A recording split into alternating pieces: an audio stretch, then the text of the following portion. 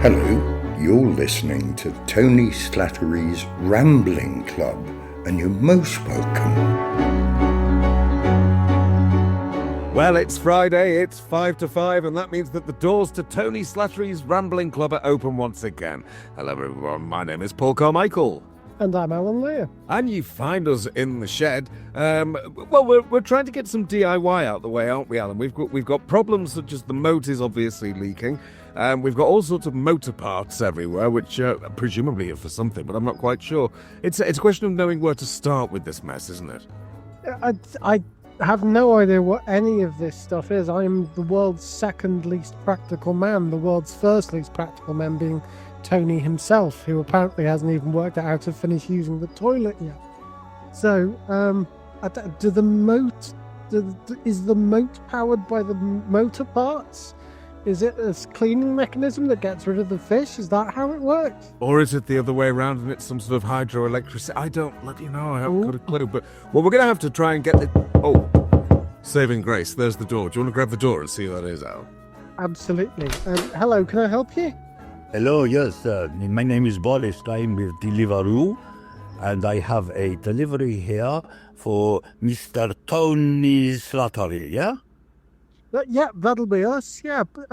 Paul, has Tony left a handy 2-digit code lying around anywhere?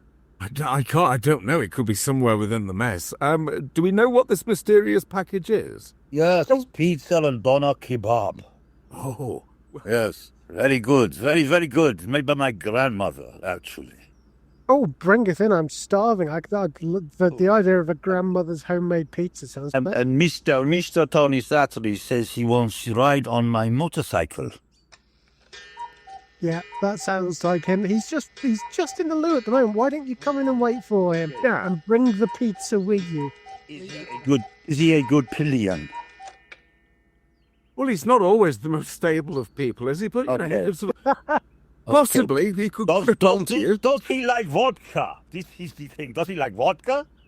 Oh, I think we can say without fear of Well, confidence. then he will be fine with me. I think so. But, hold on a moment, Alan. Do you recognise who that might be lurking below that Deliveroo costume? Is it Mr. Shelton? It is Mark Wingett. Yes, it's Mark Wingett. Be very silly. Hello. All right. How you doing? I'm very well. How are you, mate? That was all right. That was good fun, actually. Very silly. A terrible Eastern European accent, but then hey-o. Well, Mark, listen, you are more than welcome to the Rambling Club. It's a pleasure to have you here. Thank you. Well, with it being a Friday, Mark, I mean, what we normally do is Alan and I give Tony's bingo machine a bit of a spin just to keep it all oiled up and in good working order. Don't suppose you fancy, if you've got an hour free, you fancy coming for a quick ramble with us, do you? Oh, let's have a ramble, shall we? Oh, why not? Yes, I love a ramble. Let's give the balls a whirl and see where we end up. Off we go.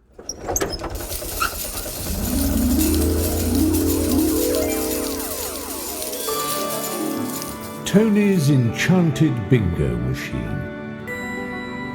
A curious contraption of cogs, levers and glowing buttons that hums with ominous energy. This machine generates 3 completely random numbers. These numbers are fed directly into the Dewey Decimal System, the arcane reference system by which books and their contents are categorized. In this way, the bingo machine conjures from thin air a topic of conversation so enthralling, so wildly unexpected, that it leaves the members of the Rambling Club both bewildered and vaguely excited. And thus, another evening is saved from the brink of boredom, thanks to Tony's marvellous, possibly haunted and entirely inexplicable bingo machine.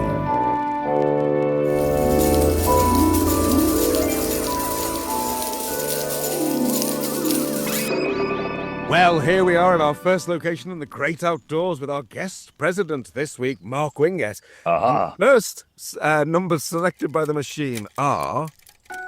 3, 5, 6, 3, 5, 6. 356, and that means that the first subject is... Foot forces and warfare. Foot forces and warfare. Right. Foot forces, right. That's an easy one, I must say. Good Lord. Okay. Well, of course, we had foot forces in this country, didn't we? We had the Romans. Yes, that's true. Yeah, they invaded. Actually, I'm sat in a place called Deal in Kent. They invaded on the beach along here somewhere. Deal's beautiful. Yes. Well, yeah. And of course, that marvellous ability with those, with the roads. Is it Watling Street? That's, God knows how... Yeah, it's Miles one. Yeah, it's fantastic, that one. Yeah. Absolutely remarkable. Warfare, though. Warfare. Any military experience? I mean, because obviously coming from theatre, have you any experience with playing those roles? What, a bit in war? Of course. I've been a Nazi many, many times in my blonde hair. Yes. Yes, of course. Yes, jawohl, mein Blackbot. Yeah, not really a foot soldier, though, you know. Right. Yes, I was. I once played a Southern American war photographer in Lithuania in a zombie movie with a Finnish cast. Ooh. Wow. And it was great fun, and it's an awful film. It's a terrible film, but it was great fun. We had the world's strongest man 2 years running, a man called Mr. Yoko Ahola, with us. And Yoko, we were in this foxhole, and there was this tree stump in the foxhole, and the director asks for the tree stump to be moved. So the crew went off, but they came back with 6 spades and started digging. Yoko went out the way, and he grabbed hold of his tree trunk, and he kind of pitched it to the left, he pitched it to the right, he picked it up and threw it out of his foxhole. And we were standing there aghast looking at him. He just went, it was the easiest way. Oh, he was brilliant. Oh, the lovely dry sense of humour. I had to stay in a mine in Eastern Europe, and I got driven to this mine by someone called, his name was Vlad. And we're driving down this country lane, and there's it looked like a massive pile of shit. And I went, well, Vlad, that just looks like a massive pile of shit. And he just went, it is. And that was it. We like that, don't we? We like that. Oh, we do. We do. Absolutely. We were night filming, so of course you can't go to sleep at the end of night filming. So there used to be a casino. It was in the days you got per diems, which are little payments, daily payments you get on productions. And we used to go and gamble our per diems on blackjack. And there was myself, and there was Yoko, and there was the producers, a man called Brad. And Brad says to me, Mark, how you doing? I said, well, I'm about even. How are you? I said, well, I'm a little bit down. How about you, Yoko? He went, I'm fucked. Which is just fantastic. Wonderful. Just wonderful. Yeah. Oh, wonderful sense of humour. Fantastic. It is. It's just so beautifully dry, isn't it? I love it. I don't think they know they're being funny. It's just so stony faced. Which is just even better. Yeah. Oh, it is. Right. Foot forces and warfare. Oh, yeah. I'm slightly off the point there. No, it's all right. That's okay. Alan, foot forces and warfare. Where do you think to straight away there? Do you know, for someone, I was thinking of Christopher Lee. Christopher Lee? Christopher Lee, because of all this talk of Eastern Europeans. There's a story that Roger Moore told when they were filming The Man with the Golden Gun, which they filmed in those big, the island range. Where is it? Malaysia or somewhere like that. And they were filming in the caves there. And they were headed into the cave to start filming. And as they walked into the cave, there was this screeching noise and a huge cloud of bats flew out of the cave because they disturbed them. And Christopher Lee just looked up and went, "Not now, Stanislav." But of course, I don't know if we've spoken about this before, but Christopher Lee was, he only became 18 during the Second World War, so he was called up during the Second World War. But at the start of the Second World War, he joined the Special Operations Executive, which is probably more familiar by its wonderful nickname, the Ministry of Ungentlemanly Warfare, which was in Europe. It was the detachment of British intelligence that worked with the resistance movements.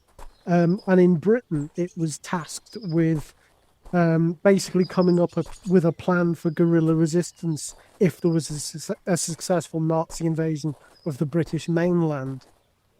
And in his autobiography, Christopher Lee says he thinks the reason he was invited to join was because he was a talented hand with a throwing knife. Yeah. He'd been to the circus as a child, about 5 years old, and been so enamoured with the man doing the throwing knives that he went straight home and started practicing and never stopped, even though he got into terrible trouble a couple of days later because he was using a friend's daughter to practice on. He stood her against the door and chucked knives at her. And he says in his autobiography, I got into terrible trouble, which I thought was very unfair because it's not like I was trying to hit her.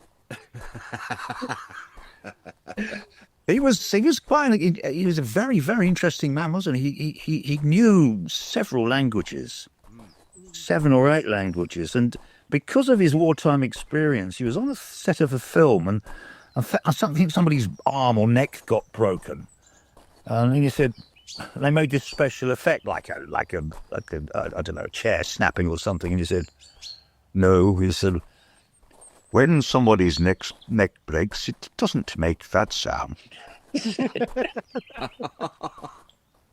There's a very similar story from the end of the filming of The Lord of the Rings, when his character, Saruman, gets stabbed in the back by his sidekick, Grimir.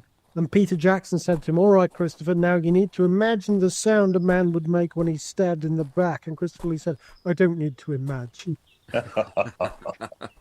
Yeah, slightly chilling. Yeah. Yes. And wasn't the very last thing he did before he died was he recorded a thrash metal album? Based on the works of Charlemagne, as I recall. 2 of them. There you go. 2 of them, both in his 90s. Because he's saying descent from the line of Charlemagne. Ah, of course. Well, apparently he spent quite a lot of his dotage wandering around denying he'd ever been in horror movies and saying, well, of course, in Germany, they mainly know me as an opera singer. I'm going to do that when I'm 90.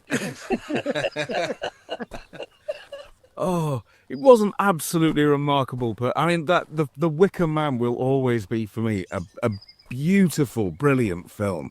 Him and Edward Woodward, you don't know who to look at. It's just perfect. Yeah, it's great, isn't it? Yeah. What about with the Romans that you brought up originally? And straight away I was thinking, because you were in the National Youth Theatre, weren't you, Mark? Did you go? I was. My goodness, you've done your research. I was in my very first year there. I was 16 years of age in 1977, and I was one of the crowd. I was sort of background in Julius Caesar. There's the Romans. Lovely. Yeah, Julius Caesar, which was the first production, in London, so, yeah. So, how did that happen? Are you from, like, a theatrical family at all? No, not at all, no. I was just one of those kids who pushed himself forward at school. I was always in the school plays and bits and pieces. And actually, like a lot of actors back then, I was quite shy. Mm. And it was kind of an outlet. It was kind of an excuse to be able to sort of kind of express myself and be a bit of an exhibitionist. So I would do all these plays, and I realised I really liked English, and English led to drama, and drama, actually, I got a thing called a scholarship. I was in all those through Hampshire County Council, so we had extra drama lessons, had a wonderful teacher called Mrs. Avery, and then about 6 of us in that drama class went and auditioned for the National Youth Theatre. So my dad, bless him, took me up on the train, and there was a man there called Fergus Logan, sat in a chair, who was doing the auditions, and he was, I think he must have had a late night the night before, because he was kind of crouched in the chair, and he was kind of, I think he was asleep, actually, and he's had to cut his hand was over his forehead, and I kind of looked at him and I thought, I don't like this, so I kicked him. I went, oi! And I kicked him, and he woke up, and I did my bit, and I left, and I got into the National Youth Theatre. Wow. True story. Now, yeah.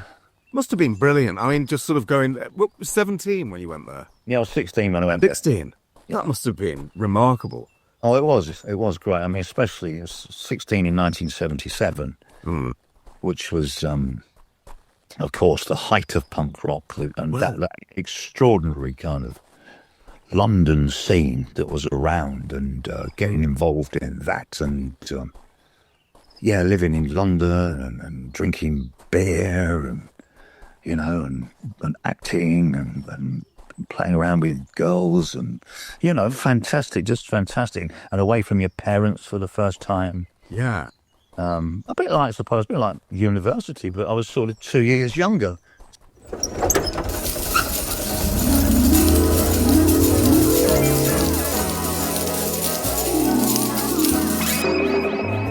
Well, here we are in our second location with our second set of numbers, and our guest president, Mark Wingett, and the numbers for our second ramble are 490. 490. That's 490, and that means the subject is other languages. Just other languages. Well, I don't know any other languages myself, which is a real shame. Being a... Is it? I mean, can I ask, are you someone who doesn't pick up on them? Because I would love to speak another language. I really would. And I do try, but it does not stick. No, I know. It gets harder the older you get as well, doesn't it? So... Yeah. It's funny, I went to Thailand as sort of in my early 20s. I know a few Thai words. Nick Noi is small, and Sabai Di Mai Cap is thank you very much. It means how are you today? And, bits and pieces. But it's a great shame. It wasn't essential at school when I was a kid. And a language lab at school. We had a language lab. I don't know if you did. I mean, I went to What's that? A language lab? Comprehensive school. A language lab was a series of booths. Right. And you had a little cassette player, and as I remember, the classroom was a series of booths, and you had headphones, and you used to plug these headphones into this console, and then they would play a French tape to you. Right. Yeah. And they get you to repeat it, and it was very dry, and it was just not a good way to learn, I suppose the idea was to separate the pupils, to stop any sort of, to make them concentrate. But it was isolating, and it was just dull, and it was very boring. A very sort of technical way to learn a language. And, it's kind of a perversion of the idea that the best way to learn a language is to speak it, isn't it? Which it misses the point that actually it's the interplay between people that makes. Yeah, sure. And I've always just repeating what you've heard on a tape.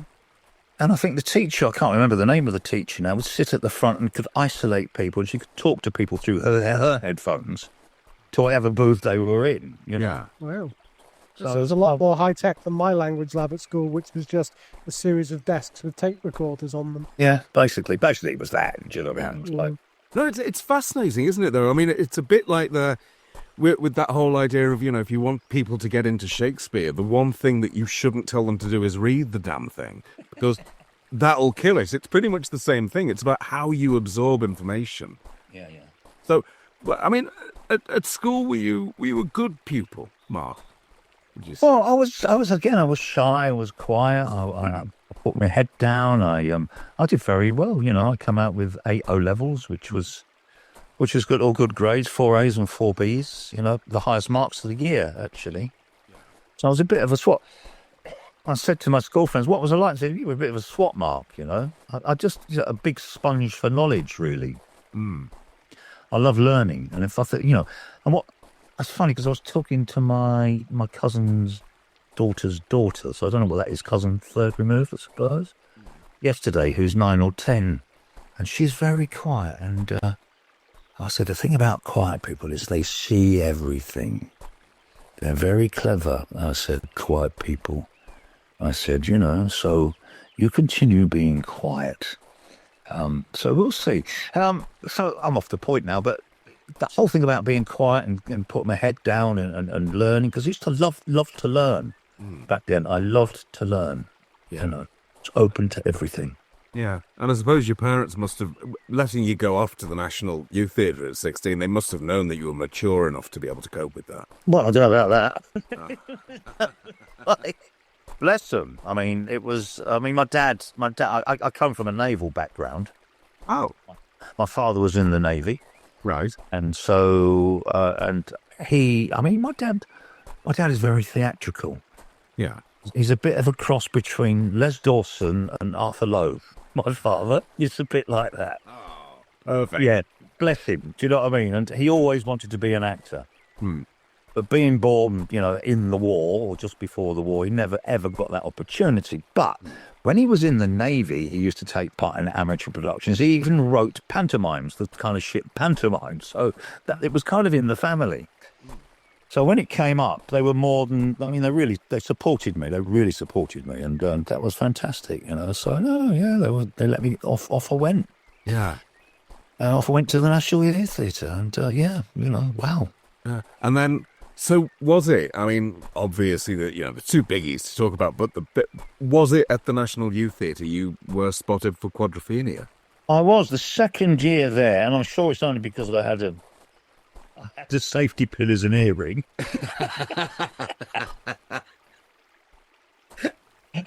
I got the lead in a play called England My Own, and the National Theatre resident playwright was a man called Peter Turson, and he'd written this topical play about, suppose it was with the British National Party back then.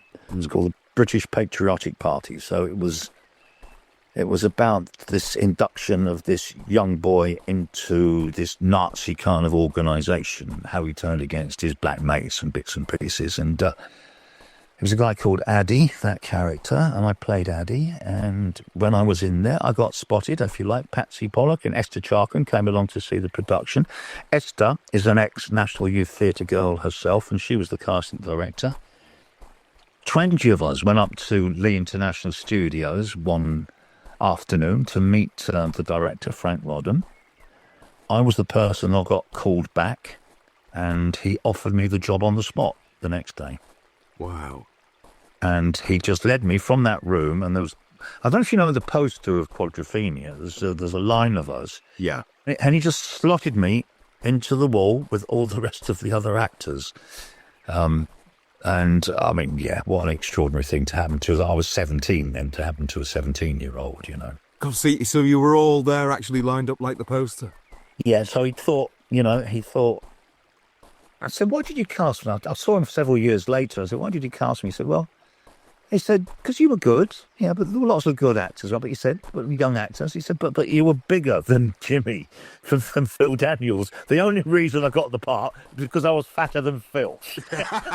Basically. Oh, so what? So are you 19 when you got? No, you would have been what, 18? I was 17 when I got Quadrophenia. Yeah. So what? God, because film sets are, they can be intimidating things at the best of times. What was that like at 17? It was the most fun you could have. And I've kind of put it this way: is the film is about Jimmy and a rite of passage, about that main character. Yeah. And it was a rite of passage for all of us in that film as well. We're still really good friends. All of us are very, very good friends, because you don't live through something like that, because it was an extraordinary experience, and not be mates. We did a kind of retrospective look at Quadrophenia, an intellectual look even, at the Institut de Francais. And we had members of the crew there. We had Frank, and we had the cast, 6 or 7 members of the cast, and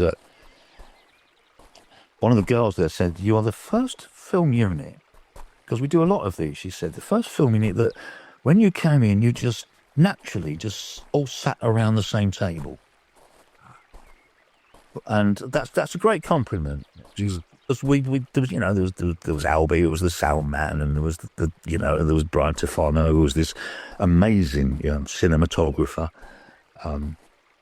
Frank and Toya and Phil Davis, and a few of us were there. And she said, "You're the only cast and crew that have ever done that, because it was that kind of production." So, I mean, sometimes it's like a struggle, that brings you together. It wasn't a struggle, though, was it? Was it just, what was it that brought you together that much as a cast? Well, Frank was very clever. We hung out with each other for a month beforehand. And we had dancing lessons. We had dancing lessons in a strip club, a bum strip club in Soho. And then we get picked up in a car, I've never even been in a taxi before, I don't think, and get driven to scooter riding lessons. Now, I could ride a bike. I was the only one of the cast who could ride a bike. And then we'd go out of an evening. We'd go out to places like the Southgate Royalty. We'd go to parties. We'd hang out with each other. Yeah. We'd do sort of rehearsals for about 4 weeks, I think it was. It seemed like 4 weeks. And they rented us scooters. Well, they rented us actually the 125 motorcycles. Now, do you think that would happen today with a young cast of 16, 17, 18? Oh, no. I don't think so, I'm just imagining the pile of insurance paperwork that you'd have to get through to even think about doing. We one night we got taken to an old mod who had these how can I say, stimulants, and we had these stimulants, so we all jumped on the motorcycles. There was a big pound of sand, a big pile of sand outside his house, and we thought it was great fun just to ride into this pile of sand and fall off our bikes. That's you do when you're kids. So, I mean, yeah, that was the great side of it. The other side was at times I, at 17, couldn't handle the whole thing, and I was always getting told off because I was clumsy. I was always ripping my costume because I was 17 years of age. Yeah.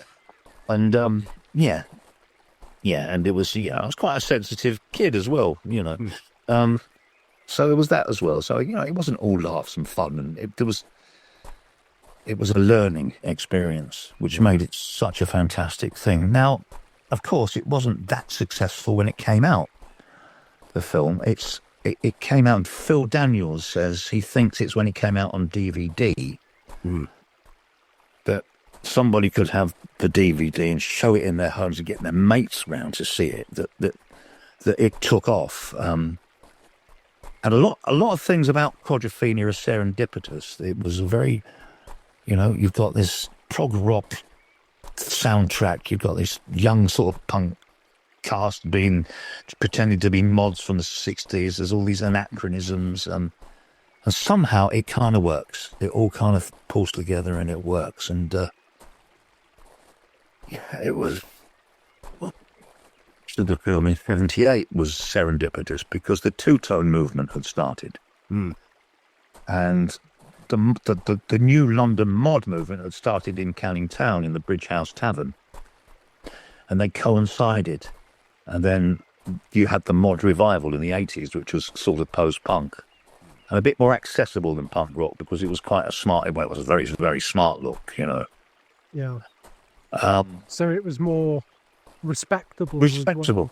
Now, a couple of years ago, I went to Japan, and there's a whole network of mods here, and we do these talks. We do sort of public appearances, and we talk to mods, and I got in contact with a mod, and I said he gave me this, it's called an amamari, which is a lucky charm. It's a Japanese lucky charm, which is a kind of a wish, basically.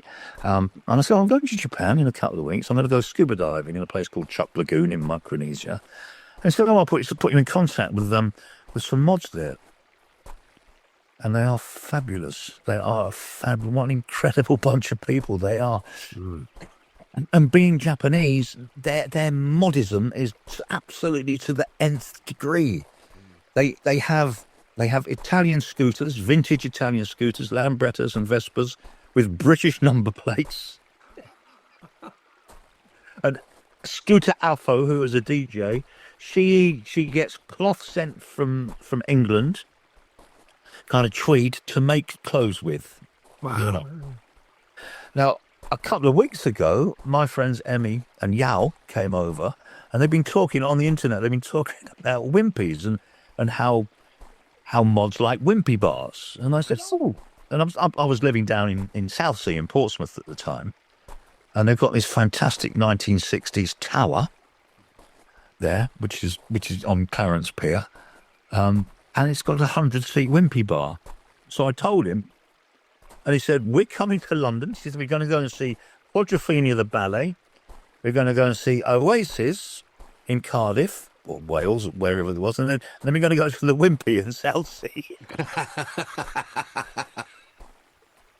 And they did. And I met them there. And then we got on I said, you ever been on a hovercraft? Because that's 1960s. And they were going, oh my God, it's like, this is fantastic. We got on the hovercraft and went over to the Isle of Wight and had tea and scones and then came back, you know. So, yeah. Then I showed them around old Portsmouth. And it was just what a wonderful sort of cultural thing. Mm. The mod has become, because there's a huge movement in Indonesia of modism. There's a movement. I'd love to see some of the Mexican mod scooters. They'd be wild, you know. There's Spanish mods. There's LA mods. You know, there's mods all over the world. It's like, what an incredible thing. And the name the Japanese gave to Quadrophenia is so poetic. It's farewell to the fountain of youth. Oh. Wow, that's different. Translated, which is different, isn't it? Yeah. And that sums up Quadrophenia. It's about this boy's rite of passage, you know. Oh.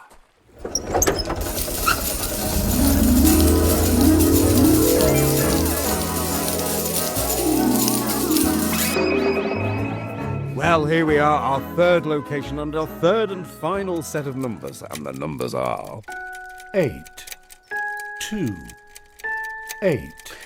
828, 828. And that means our final subject is English miscellaneous writings. As open as that. Wow. Okay. Wow, that's a huge subject, isn't That's it? massive. If you had to pick one piece of writing, Mark, and it could be a book, it could be a script, it could be anything. If you had to pick one piece of writing, what would you choose? Without a doubt, it would be Moby Dick by Herman Melville. Really? Yeah. Have you ever read it? I've tried. Yes, see? I read it. Yes, it has. Yeah, it's like that. Once you're in it, though, you cannot put it down. It's I was discussing it with somebody, and somebody said, oh, that's my favourite book. I said, it's my favourite book as well. He said, when you've read it, you feel like you're covered in sea salt rime. It's like, because you're kind of pickled by the sea, you know. Yeah. And, of course, I mean, the whole thing is he served on whale boats. And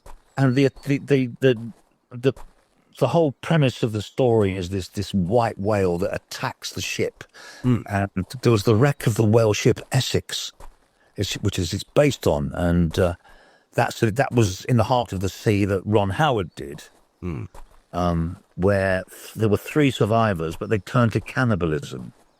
And so it's dark, and when they got picked up, the surviving members were clutching these human bones and didn't want to let go of them. So it's dark, and Moby Dick is dark, but it's also light as well. There's some fantastic moments. There's probably, and I may be wrong here, probably the first kind of hinting at a homosexual relationship. Right. Because he's Ishmael, he goes to Nantucket and he gets these lodgings, but these lodgings he's have to share a bed with this cannibal called Queequeg.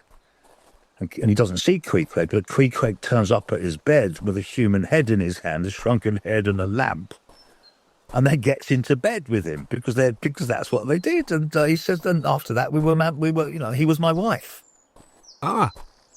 I mean, in modern parlance, then yes, they had a relationship, and they were very, very close. The whole thing about Queequeg on the boat is they were very, very close, and it was his best mate, But the book is like a voyage. You go to sea, and I go to sea quite a lot these days. I'm lucky enough to be able to do that, because it's a meandering, it's a metaphysical rambling by Herman Melville about life. Right. So he goes off on tangents, and you go with him on it, and then he comes back and he tells a bit more of the story, and then he goes in a different direction. And this thing talks about the whiteness of the whale, and how white is such. It's not dark. That's the blackness that is scary, but the white is the scary thing. There's hundreds of incidents like that in his book. I love that book. I absolutely love that book. The whole book of, the whole thing of obsession, and Ahab nailing a doubloon to the mast, saying the first person that sees this whale gets this doubloon, because the whale took his leg. And he's after this. He's going out whale hunting. That's all he wants. He doesn't want to go whale hunting. He just wants to kill Moby Dick. So it's about obsession, and it's dark, and it's light, and it's funny, and it's tragic. It's a great book.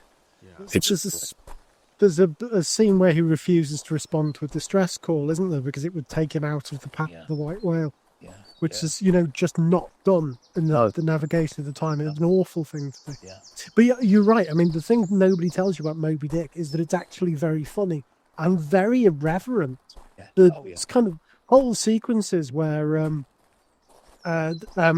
Ishmael, Queequeg has a little black idol that he prays to at the end of the day, and Ishmael just prays to it as well, because they're friends and you just share, don't you? It's what you do. He's not. There's a priest whose pulpit is decked out like a wheelhouse, and he climbs up to it on a mat and all that. Up the ladder, and it's like, it's fabulous. It's like, it's great. Really evocative, And there's some great stuff in there that we don't know. There are time and again it references this constellation called Argo Navis that I'd never heard. Right. What's Argo Navis? And it turns out there was a constellation that's supposed to be Jason's ship, the Argo. But in the early 20th century, a council of astronomers broke it up because it was too big. It was 60% larger than the next biggest constellation. And the astronomers just went, well, that's too many stars in one place. And it got broken down into smaller constellations. Brilliant. It's full of all kinds of weird little byways and interesting. It's a great book. I mean, there's so much fantastic literature in Britain. In English. So much fantastic literature. I mean, well, another favourite of mine is the Mabinogion, which is a Welsh series of 14th century. So it's an English translation of Welsh stories from the 14th century. It's Welsh myth cycle, I think. Which is, it's got King Arthur, and it's got Olwyn, and that's a book I go back to, because again, that is dark, but it's also deeply funny. There's some fantastic, hilarious, offbeat humour in it. So I mean, where do you? How do you choose? How do you choose what your favourite book is? It's not an easy tricky thing. Yeah. And what about then as a writer? And I suppose immediately when I'm always fascinated when I speak to people who've been in the industry and done certain jobs, is, say in your case it would be with the bill, the quick turnaround of lines. I mean, how did you find that? Are you an actor who needs lengthy rehearsal periods? Are you much better with that spontaneity of having to just deliver? Yeah, well, the thing about that is actually learning the lines, and that's interesting actually, because you never really got to look at the scripts until the weekend, because you were working on the episodes, and you could be working on up to 6 or 8 at a time on one story arc, of course. I mean, you could, because the 3 directors sometimes pick up unit. Each director had 2 separate episodes, so you would work on 8 episodes, maybe up to 8 episodes. So practically, you only got to learn it at the weekends or the night before. So you would turn up in the morning, and it was a very exciting way to work. And you'd get together and you'd rehearse the scene, because it was rehearsed scene by scene. And then you would realise, I can't say this or do this, because I would have to levitate through a wall and go upstairs to the office. Yeah. It wasn't that, my character wouldn't say this. It was the physical thing. And then also that as custodians, we became custodians of our characters, and the production trusted us with that. We knew the show more than the directors did. Yeah. Because the directors were various directors, I mean, fantastic directors, but we were kind of custodians of the show, as any sort of long-term actor on a production like that becomes. So you would rehearse it, you'd change the lines, those lines would be thrown to the script department, the script department would it would go to the producer, and then you'd get the okay, and you perform the scene. So what you've done, you maybe have learnt those lines a little bit the night before, but that consolidated it. Now, of course, with the amount of episodes that were being done, everyone was rushing up the front of the submarine, fixing the line, but the back of the submarine was hanging out of the water, of course, which is what we came and we pushed that back down again. Yeah. And it was a very, very exciting, exhausting way to work, because a lot of scenes, practically every scene, needed to be scrutinised. And there's a lot of scenes in it. But I mean, I did 787 episodes, and by no means is that a record. I mean, Graham, I think you've had Graham on the show, haven't you? Graham got probably twice that, you know. So it was exciting, but it was exhausting. Yeah. And that's how you learnt your lines. There were up to 60 writers on the bill. My brother wrote a couple of episodes, but he didn't want me to help him. He was at university, and he submitted a couple of episodes and became a writer, and he wrote quite a few episodes. He submitted. Didn't he submit under the name Mike Brother? Matthew Brothers. Matthew Brothers, that's it. Yeah. And I'm actually, this is where I can do a plug, you see. He lives in Portsmouth in Southsea, and Sherlock Holmes was invented in Southsea. Uh-huh. Now, I've been living in Southsea, so my brother has devised a thing called Holmes Fest, which is a festival about Sherlock Holmes. Well, about Arthur Conan Doyle, actually.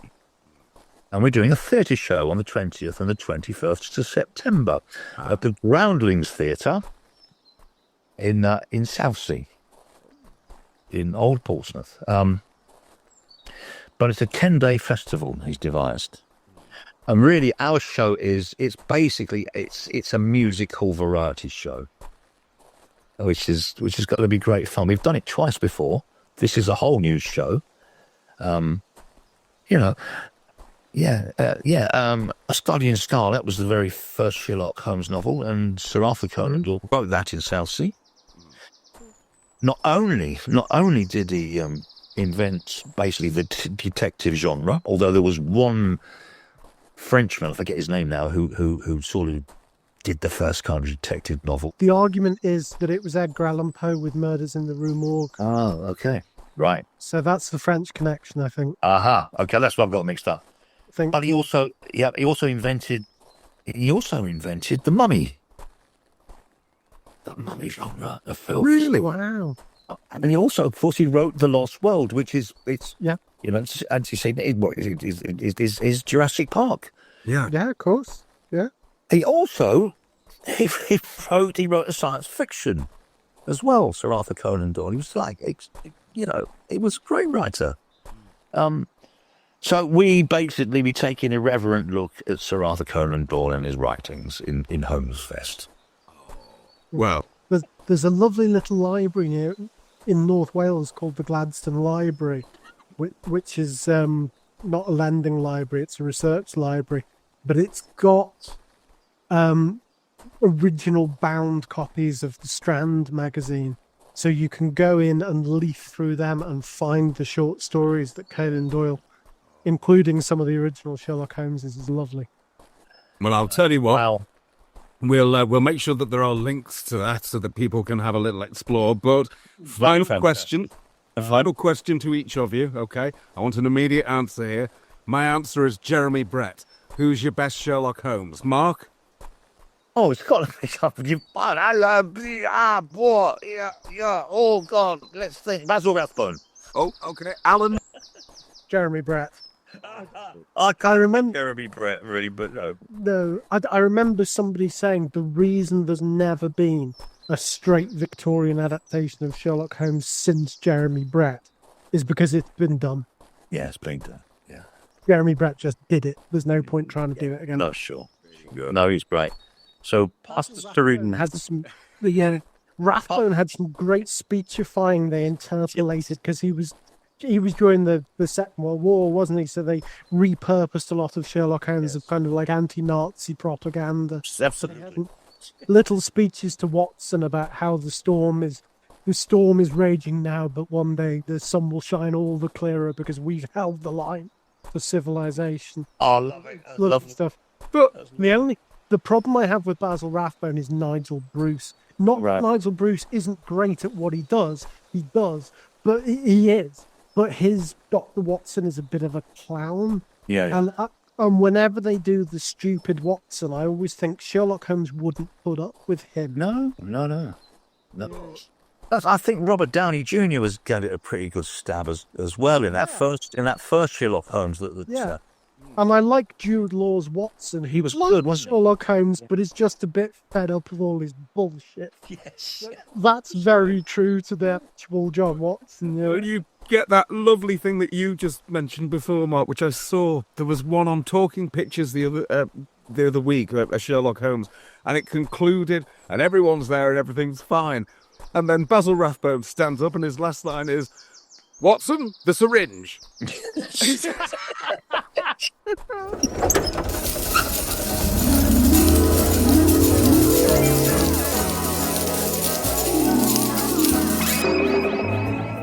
Well, here we are back in the shed. Our rambles for now are over. And Mark Wingett, it has been a hell of a ramble. It really has. We took in a lot of ground. I've just rambled on about everything, really. Of course. Thank you. I've enjoyed myself thoroughly. Oh, well, thank you. I mean, we've enjoyed it. We really have. And thank you to everyone at home for listening. And we really hope that you've enjoyed this week's meeting of the Rambling Club. The club meets every Friday. But if you'd like to get in touch in the meantime, here's how you can find your fellow members. Tony's official website is at www.tonyslattery.com, and you can get in touch with us on the contact form on the website. We're at Twitter, at Slattery Live. Please feel free to use the hashtag TSLC, to discuss any of this week's topics or ask us why we bother reading all this out every single time. Yes, and I'm still loitering on the remnants of Twitter, at Paul Carmichael V, but you can find me mostly on Blue Sky, Paul Carmichael UK, and you can find Rambling Club at Blue Sky as well. And Tony also has a Sherlock Holmes era Facebook group at www.facebook.com/group/the_Tony Slattery. And he's on Instagram at Tony_Slattery_official. And speaking of Instagram, I think our guest president Mark Wingett can be found on Instagram as well. Yeah, that's correct? I'm at Husky Fusky. So obviously. Husky Fusky. In memory of Colin Tarrant, God bless him. Oh, wonderful. And if people such as Husky Fusky want to join the Rambling Club for themselves, Paul, how can they do that? Well, what they can do, Alan, is they can head along to www.patreon.com/Slattery Live, because the club is open 24 hours a day, 7 days a week. So head along there. You can get your club badges, your membership card. You can hear episodes 4 weeks in advance. There's a completely unique podcast you can't hear anywhere else, which we do with Mark Hutchinson. There's all sorts of other bits and pieces. So have a look at www.patreon.com/Slattery Live.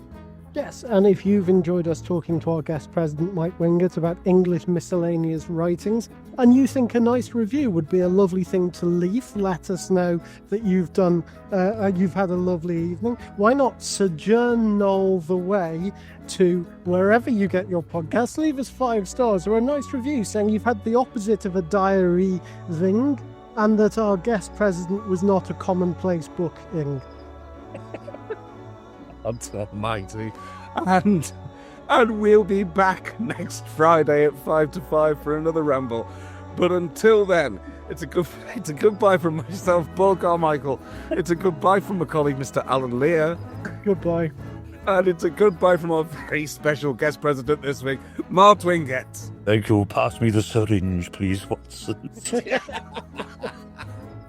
You have been listening to Tony Slattery's Rambling Club with our special guest president, Mark Wingett. He was accompanied by Stephen Frey as the voice of the bingo machine. Acting President Wingett was assisted by Paul Carmichael and Alan Lear. The music was composed and performed by Michael Lively and Andy Frizzell. Silly Voices are by Michael Lively and a show concept is by Paul Carmichael. Or produced are Stuart Morris and Alan Dibing and a show researché is Sula Carmichael. The show produced are Erika Lear and Mark Hutchinson and a série executive produced is Mark Strickson. Tony Slattery's Rambling Club is a Fanfanitel production.